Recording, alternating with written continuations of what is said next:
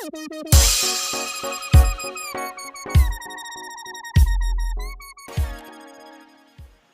semuanya, jumpa lagi bersama saya Pak Karton Belajar.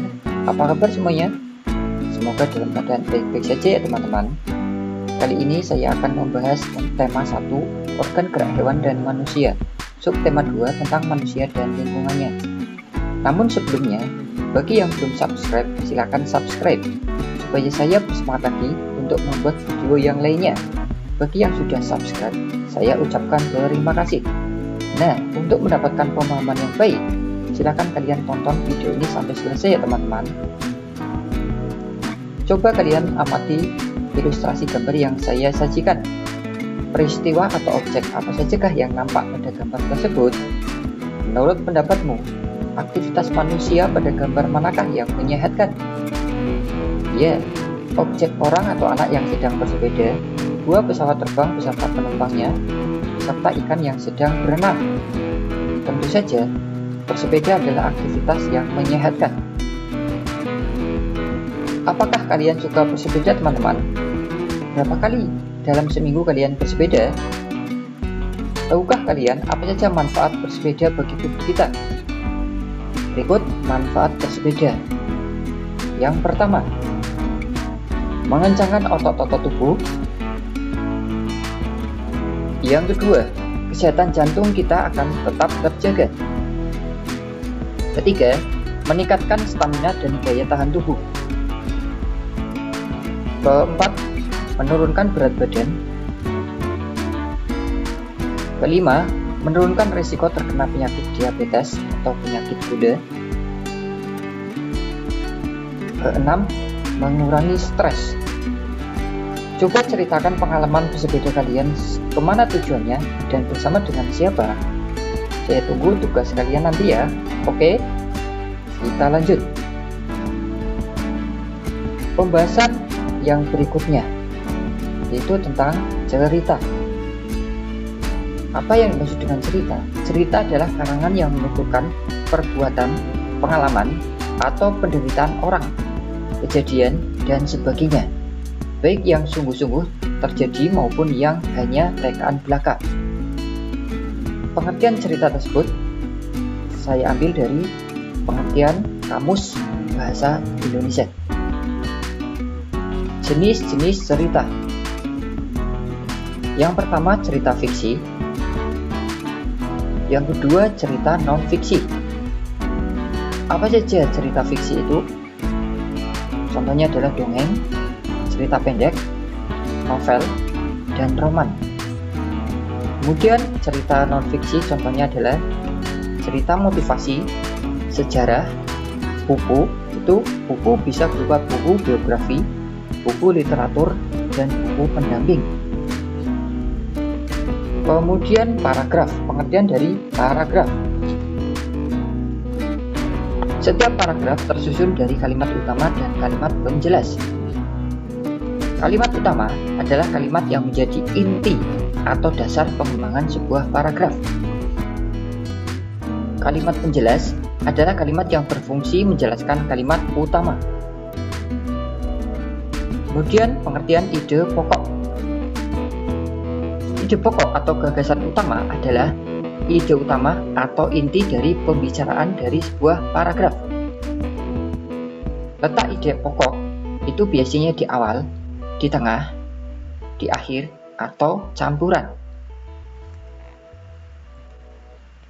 Coba kalian amati gambar rangka manusia dan nama-nama tulang dari atas kiri ke bawah.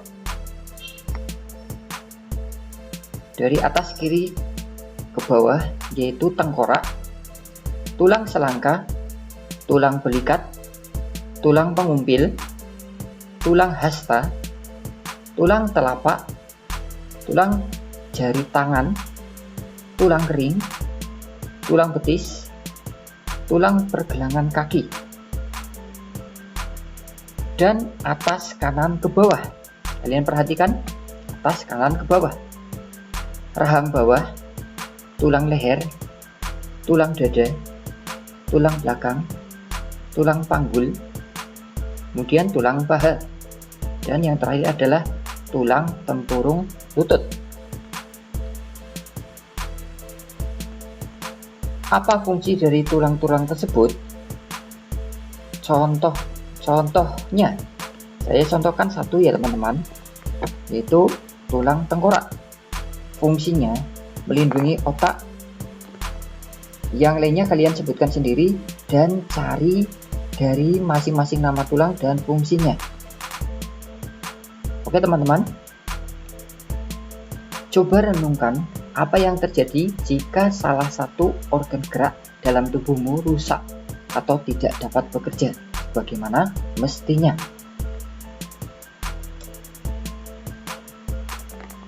Tugas: membuat kerangka patung dari kawat kasar. Langkah-langkah dalam membuat kerangka patung dari kawat kasar. Yang pertama, buatlah kerangka patung dari kawat. Gambarnya seperti ini. Kemudian langkah yang kedua adalah tempelkan bubur koran. Jadi kalian buat serpihan kertas, kemudian kalian rendam sampai lembek. Setelah itu kalian angkat, campurkan dengan pati kanji supaya bisa lengket, ditumbuk dan ditempelkan ke kerangka patung yang sudah kalian buat. Gambarnya seperti itu. Dan langkah yang ketiga, warnailah dengan cat. Jadinya bagaimana? Nah, itu contohnya. Berikut kalian lihat video penyandang cacat yang sukses.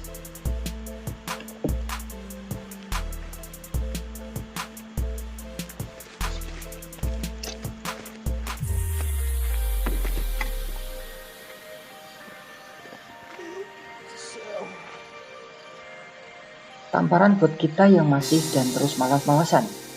Sedikit-sedikit mengeluh capeklah, inilah, itulah, mencari 1001 alasan untuk tidak mulai bergerak. Bahasa kerennya mager, malas gerak. Orang yang tidak sempurna atau cacat saja punya semangat untuk bergerak, berlatih, dan sukses. Nah loh, sekarang kalian masih mau mager, malas gerak? Tidak kan? Semangat, semangat, semangat. Kita lanjut. Kalian perhatikan, teman-teman, ini gambar apa teman-teman? Ya, ini adalah gambar cover. Apa itu cover? Cover buku merupakan bagian buku yang berupa gambar ilustrasi yang bisa mewakili isi buku. Cover yang baik adalah yang bisa mempengaruhi dan menarik minat orang untuk membaca isi buku secara keseluruhan. Untuk itu, maka sebuah cover harus memenuhi unsur-unsur sebagai berikut. Ada 7 unsur. Yang pertama, terdapat judul dengan pemilihan jenis huruf yang menarik dan mencolok. 2. Terdapat kalimat penjelas judul yang singkat dan mudah dipahami. 3. Terdapat nama penulis. 4. Terdapat identitas penerbit. 5. Menyertakan gambar yang menarik. 6. Terdapat sinopsi isi buku pada sisi belakang. 7. Terdapat identitas buku pada punggung buku. Kekayaan alam Indonesia. Indonesia merupakan bangsa yang dikaruniai Tuhan dengan sumber daya alam yang sangat beragam dan melimpah, mulai dari keragaman potensi alamnya sampai keadaan penduduknya. Sudahkah semua itu dimanfaatkan secara bertanggung jawab, teman-teman? Berikut kami sajikan daerah penghasil emas terbesar di Indonesia. Yaitu di mana, teman-teman? Yaitu di Tembagapura, Mimika, Papua. Ini adalah aktivitas penambangan emas yang dikelola oleh PT Freeport Indonesia sejak tahun 1967 sampai sekarang. Coba kalian bisa bayangkan, Indonesia adalah negara yang kaya raya. Tapi kenapa masyarakat Indonesia itu miskin. Berikutnya, kepadatan penduduk Indonesia menurut provinsi tahun 2010. Jika ada pertanyaan, pulau manakah yang paling padat penduduknya di Indonesia? Ya, jawabannya adalah Pulau Jawa. Kemudian, pertanyaan yang kedua, pulau manakah yang paling sedikit penduduknya di Indonesia? Ya, jawaban kalian benar. Pulau Papua. Berapakah jumlah kepadatan penduduk provinsi tempat tinggalmu? Ya, jawaban kalian benar semua. Kepadatan penduduk Provinsi Jawa Tengah berdasarkan Badan Pusat Statistik Provinsi Jawa Tengah tahun lalu, yaitu tahun 2020, berjumlah kurang lebih 34.718.204 jiwa. Banyak ya teman-teman. Bentuk keragaman Indonesia di antaranya keragaman suku, agama, ras, dan anggota golongan, atau yang bisa disingkat dengan SARA, S-A-R-A. Keragaman budaya, adat istiadat, atau kebiasaan, dan masih banyak lagi keberagaman lainnya. Untuk itu, penting bagi kita saling menghormati, toleransi, menjaga persatuan dan kesatuan, seperti yang sudah kita ketahui bersama, yaitu semboyan negara kita. Apa teman-teman? Semboyan negara kita yaitu Bhinneka Tunggal Ika. Adapun agama yang diakui oleh pemerintah Indonesia yaitu ada Islam, Katolik, Buddha, Kristen, Hindu, dan Konghucu. Kalian perhatikan gambar yang saya sajikan. Ini gambar apa teman-teman? Ya betul, ini adalah gambar kegiatan wawancara. Apa yang dimaksud dengan wawancara? Wawancara adalah kegiatan tanya jawab antara narasumber dan penanya. Sebelum memulai wawancara, lakukan dulu berbagai persiapan di antaranya. 1. Tentukan tempat dan waktu wawancara. 2. Tentukan korespondennya. 3. Tentukan tugas masing-masing anggota. 4. Siapkan peralatan. Dan yang kelima adalah susunlah pertanyaan-pertanyaan dengan baik. Kalian perhatikan, ini adalah gambar burung Garuda, yaitu Pancasila. Lambang-lambang di dalam Pancasila itu ada bintang, kemudian rantai, pohon beringin, kepala banteng, dan padi dan kapas. Bintang itu adalah menunjukkan sila pertama, ketuhanan yang Maha Esa. Yang kedua rantai, yaitu sila yang kedua, kemanusiaan yang adil dan beradab. Yang ketiga, persatuan Indonesia, yaitu pohon beringin. Yang keempat, kepala banteng, yaitu sila keempat, kerakyatan yang dipimpin oleh hikmat kebijaksanaan dalam permusyawaratan perwakilan. Dan yang terakhir, yang kelima adalah padi dan kapas, itu sila yang kelima, keadilan sosial bagi seluruh rakyat Indonesia. Perilaku yang tidak sesuai dengan nilai-nilai Pancasila di sekolah. Perilaku yang tidak sesuai yaitu yang pertama, memilih teman hanya yang kaya saja. Ini tidak boleh seperti ini ya. Kemudian yang kedua, tidak mau meminjamkan peralatan sekolah kepada teman. Yang ketiga, menyontek. Yang keempat, berkelahi. Kelima, tidak mau mengikuti upacara bendera. Dan yang keenam, mengejek teman. Ini tidak boleh kalian lakukan. Kemudian, perilaku yang tidak sesuai dengan nilai-nilai Pancasila di rumah, yaitu 1. Tidak melaksanakan ibadah sesuai dengan agamanya. 2. Tidak mau berbagi makanan dengan anggota keluarga yang lain. 3. Bermalas-malasan. 4. Membantah orang tua.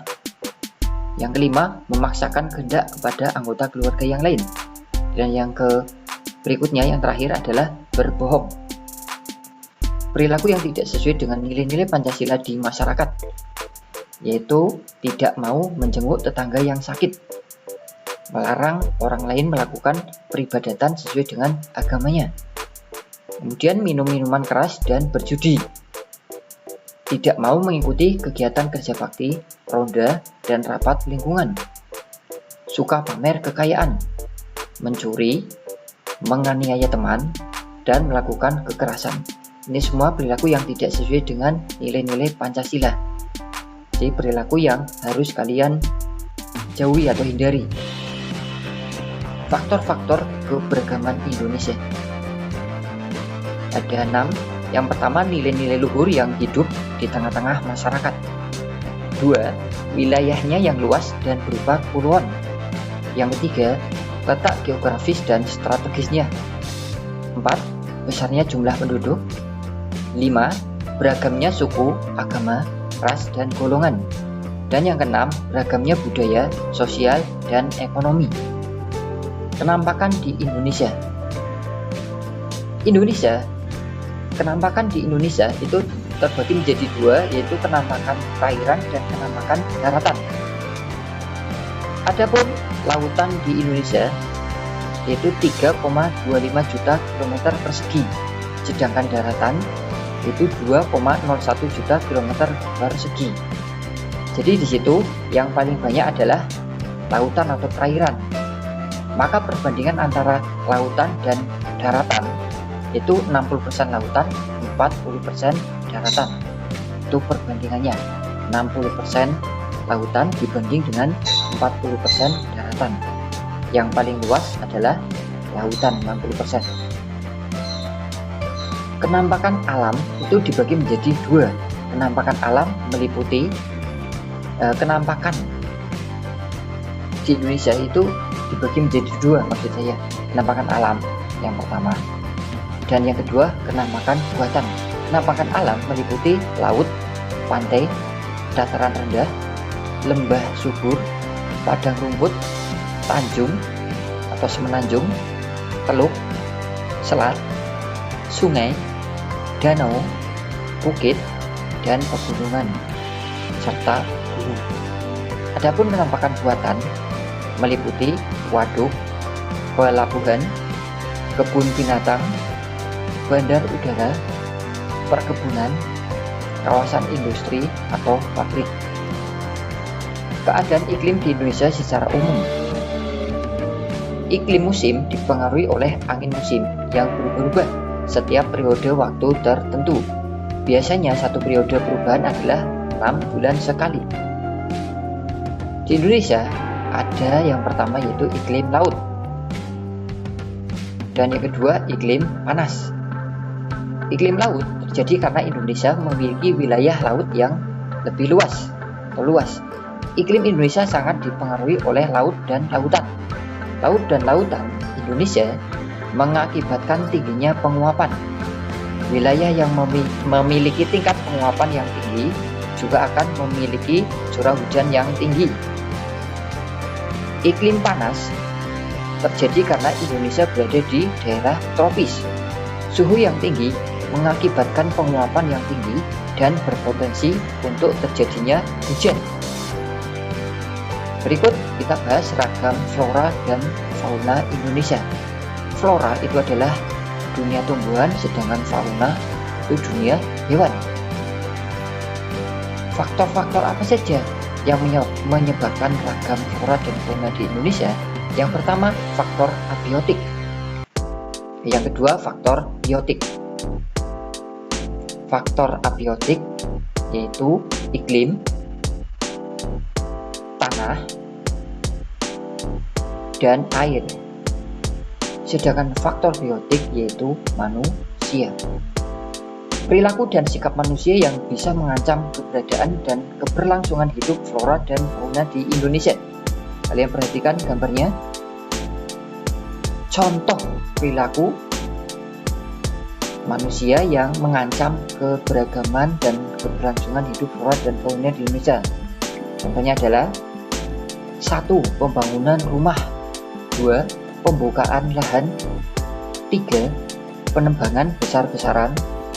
4. Perburuan liar. Serta yang kelima, pencemaran lingkungan. Persebaran flora di Indonesia dibagi menjadi dua, yaitu Indo-Malayan dan Indo-Australian. Indo-Malayan meliputi kawasan Indonesia bagian barat, yaitu Kalimantan, Sumatera, Jawa, dan Bali. Adapun karakteristik Indo-Malayan ada 7. Yang pertama, jenis meranti-merantian sangat banyak. 2. Terdapat berbagai jenis rotan. 3. Tidak terdapat hutan kayu putih. 4. Jenis tumbuhan matoa sedikit jumlahnya. 5. Jenis anggrek sedikit jumlahnya. 6. Terdapat berbagai jenis nangka. 7. Tidak banyak tumbuhan sagu. Adapun yang kedua, Indo-Australian meliputi kawasan Indonesia bagian timur. Bagian timur mana saja? Sulawesi, Maluku, Nusa Tenggara, dan Papua. Karakteristik Indo-Australian. 1. Jenis meranti-merantian hanya sedikit. 2. Tidak terdapat berbagai jenis rotan. 3. Terdapat hutan kayu putih. 4. Terdapat berbagai jenis tumbuhan matoa. 5. Jenis anggrek banyak. 6. Tidak terdapat jenis nangka. 7. Banyak terdapat tumbuhan sagu. Lanjut, persebaran fauna di Indonesia. Kalian perhatikan gambarnya. Menurut coraknya, fauna Indonesia dikelompokkan menjadi 3, yaitu fauna bagian barat, fauna bagian tengah, dan fauna bagian timur. Fauna bagian barat dan tengah dipisahkan oleh garis Wallace. Fauna bagian timur dan tengah dipisahkan oleh garis Weber. Fauna Indonesia bagian barat disebut dengan tipe Asiatis. Dan yang kedua, fauna Indonesia bagian tengah disebut dengan tipe Rallian. Yang ketiga, fauna Indonesia bagian timur yang disebut dengan tipe Australis. Fauna Indonesia bagian barat atau tipe Asiatis mencakup wilayah Jawa, Sumatera, Bali, dan Kalimantan. Sedangkan fauna Indonesia bagian tengah yaitu tipe Peralihan mencakup wilayah Sulawesi, Timor, Maluku, dan Nusa Tenggara serta sejumlah pulau-pulau kecil di sekitarnya. Fauna Indonesia bagian timur atau yang disebut dengan tipe Australis mencakup wilayah Halmahera, Papua, dan Kepulauan Aru. Kita lanjut soal latihan. Demikian soalnya. Ada soal sila 1, sila 2, sampai sila 5. Kemudian ada kalimat menggunakan hak pilih dalam pemilu, mempersilahkan teman untuk melaksanakan peribadahan, menganggap pembantu sebagai bagian dari anggota keluarga, mengadili pelanggar hukum sesuai dengan undang-undang, menjenguk teman yang sakit. Perintahnya adalah pasangkanlah dengan garis antara pernyataan yang mencerminkan pengamalan nilai-nilai Pancasila dengan sila-sila Pancasila yang sesuai. Yang pertama, sila 1 yang sesuai dengan sila 1 yaitu mempersilahkan teman untuk melaksanakan peribadatan. Betul. Lanjut, sila kedua. Yang sesuai dengan sila kedua yaitu menganggap pembantu sebagai bagian dari anggota keluarga sendiri. Sila ketiga, menjenguk teman yang sakit. Sila keempat, menggunakan hak pilih dalam pemilu. Dan sila yang kelima, yaitu mengadili pelanggar hukum sesuai dengan undang-undang. Ya, betul semua ya teman-teman. Organ gerak manusia dan hewan. Kalian perhatikan. Organ gerak aktif yaitu yang pertama organ gerak aktif, yang kedua organ gerak pasif. Organ gerak aktif yaitu otot. Kalian perhatikan gambarnya. Sedangkan organ gerak pasif yaitu tulang. Pengertian otot. Apa yang dimaksud dengan otot? Otot adalah jaringan yang ada di dalam tubuh manusia, berupa alat gerak aktif yang menggerakkan tulang sehingga menyebabkan suatu organisme atau individu dapat bergerak. Bagaimana cara kerja otot? Kita pelajari. Otot bekerja dengan cara dua, yaitu berkontraksi dan berelaksasi. Adapun fungsi otot antara lain bergerak atau menjalankan dan melaksanakan kerja, contohnya berjalan, mengangkat, dan memegang. Yang kedua, fungsi otot yang kedua menggerakkan jantung. Ketiga, mengalirkan darah yang terdiri atas zat-zat yaitu nutrisi, oksigen, dan zat-zat yang lainnya. Yang keempat, mendukung tubuh. Fungsi yang kelima, menjaga postur tubuh. Dan fungsi yang keenam, menjaga suhu tubuh. Macam-macam otot manusia. Otot manusia terbagi menjadi 3. Yang pertama, otot polos. Adapun bentuk otot polos adalah sebagai berikut. Otot polos, kemudian yang kedua otot lurik. Demikian gambarnya. Yang ketiga otot jantung. Ya, itulah gambarnya. Kita kupas satu persatu. Otot polos. Otot polos adalah otot yang bekerja tanpa kesadaran kita, yang dipengaruhi oleh sistem saraf tak sadar atau saraf otonom. Otot polos dibentuk oleh sel-sel yang berbentuk gelendung, di mana kedua ujungnya runcing dan mempunyai satu inti sel. Ciri-ciri otot polos. Waktu kontraksi antara 3 sampai 180 detik. Bentuk dari otot polos adalah gelendung, terletak pada organ dalam, memiliki satu inti sel yang berada di tengah. Pergerakannya dari otot polos lambat dan mudah lelah. Dipengaruhi oleh saraf otonom. Otot polos biasanya berada pada bagian usus, saluran peredaran darah, dan otot di saluran kemih. Ciri yang terakhir, tidak diperintah oleh otak atau tidak dipengaruhi oleh otak. Kita lanjut otot lurik. Apa yang dimaksud dengan otot lurik? Otot lurik adalah otot yang menempel pada rangka tubuh manusia yang digunakan dalam pergerakan. Otot lurik adalah otot yang bekerja di bawah kesadaran. Otot lurik juga dinamakan otot rangka. Mengapa demikian? Karena menempel pada rangka. Dinamakan otot lurik karena adanya sisi gelap dan terang yang berselang-seling. Ciri-ciri otot lurik: bentuk silinder atau silindris dengan garis gelap terang, melekat pada rangka, bekerja secara sadar dengan perintah otak, cepat dan mudah lelah, bentuk yang panjang dan memiliki banyak inti sel atau multi sel, mempunyai pigmen mioglobin, inti sel yang berada di tepi. Dan yang ketiga, otot jantung. Otot jantung adalah otot yang bekerja secara terus-menerus tanpa istirahat atau berhenti. Otot jantung merupakan perpaduan antara otot lurik dan otot polos karena adanya persamaan yang ada pada otot jantung. Misalnya, memiliki sisi gelap terang dan inti sel yang berada di tengah. Otot jantung berfungsi dalam memompa darah ke seluruh tubuh. Otot jantung bekerja di bawah kesadaran manusia. Saraf yang mempengaruhi otot jantung adalah saraf simpatik dan saraf parasimpatik. Ciri-ciri otot jantung. Yang pertama, otot jantung berbentuk silindris. Yang kedua, memiliki percabangan. Berikutnya, otot jantung terletak pada jantung. Memiliki satu inti sel yang berada di tengah. Bekerja tanpa kesadaran manusia.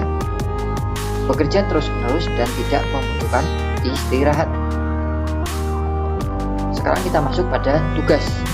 Silakan kalian buat model sederhana rangka otot manusia dengan bahan kawat. Contoh gambar adalah seperti itu. Silakan kalian buat model sederhana. Dan juga yang kedua, gambar seperti itu. Silakan kalian pilih mana yang bisa kalian kerjakan. Apakah bisa diganti dengan yang lainnya Pak Guru? Bisa, itu dengan kayu, boleh kayu atau bambu, silakan kalian berkreasi ya. Dua macam desain cover dengan latar berwarna putih dan tulisan sederhana, gambarnya adalah seperti itu. Yang kedua, desain penuh warna dan gambar, contohnya yaitu seperti itu. Macam-macam gerak otot. 1. Gerak meluruskan, contohnya meluruskan lutut, siku, dan ruas jari. Yang kedua, gerak menekan ke bawah atau menurunkan. Yang ketiga, gerak memutar lengan sehingga telapak menelungkup. Keempat, gerak menjauhkan, contohnya gerak tungkai menjauhkan dari sumbu tubuh. 5. Gerak yang memutar lengan sehingga tangan menengadah. 6. Gerak yang mendekatkan sumbu tubuh, contohnya gerak yang mendekatkan tungkai dengan sumbu tubuh. 7. Gerak yang membengkokkan, contohnya membengkokkan siku, ruas jari, dan lutut. Cara menjaga dan merawat otot antara lain: 1. Menghindari gerakan yang membebani kerja otot secara berlebihan. 2. Melakukan peregangan atau pemanasan. 3. Melakukan latihan fisik secara rutin. 4. Memenuhi kebutuhan cairan tubuh. 5. Mengkonsumsi makanan yang bergizi dan bermanfaat bagi otot. Dan yang keenam, meringankan nyeri otot. Kalian perhatikan, ini adalah Aderai Binaragawan Perkasa Indonesia. Siapa yang ingin jadi binaragawan di sini? Ada? Apakah Anda yang selanjutnya sukses? Demikian yang bisa saya sampaikan.